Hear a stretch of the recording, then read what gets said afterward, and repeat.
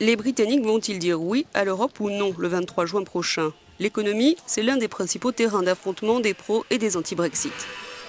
Dans cette entreprise familiale britannique, la British Overcraft Company, on fabrique des aéroglisseurs. Basée à Sandwich dans le Kent, elle emploie 15 personnes et sa directrice souhaiterait voir son pays sortir de l'Union européenne.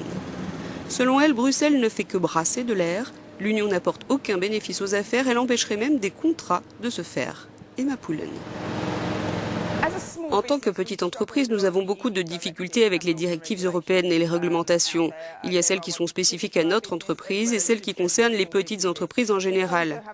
Et puis nous avons aussi un énorme problème quand on veut commercer avec des pays qui sont en dehors de l'Union européenne, comme le Brésil. Il n'y a pas d'accord commercial actuellement entre l'Union européenne et le Brésil et du coup, il est très difficile de faire des affaires avec eux parce que les tarifs douaniers sont très élevés.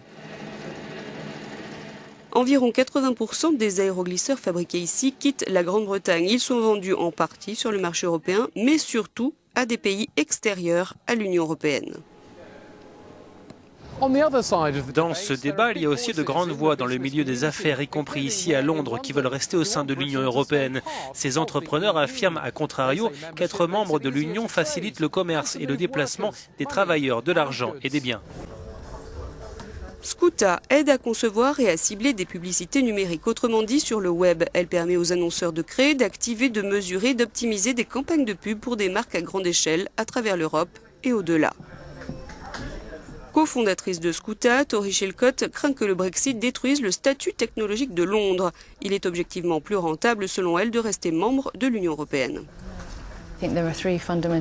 Il y a 3 raisons fondamentales pour nous de rester en Europe. Tout d'abord, les gens de talent. Il est important pour nous de pouvoir faire traverser les frontières à ces talents. Nous avons donc besoin de grands mouvements de talent à travers le continent européen. Ensuite, je dirais que nous avons besoin du ressenti international par rapport à ce que nous faisons. Pour nous développer, il faut explorer dans tous les pays du monde.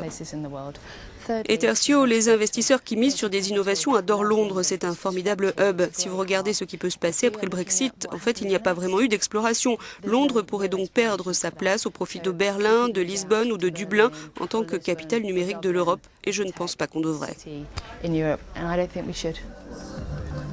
Scoota envisage de doubler ses revenus cette année avec un chiffre d'affaires de 11,3 millions d'euros.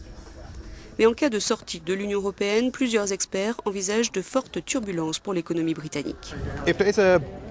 S'il y a un vote en faveur du Brexit, il y aura un impact immédiat sur les marchés financiers, avec une sorte de crise, même si je pense qu'ils sont mieux préparés, y compris les autorités de régulation qu'en 2008.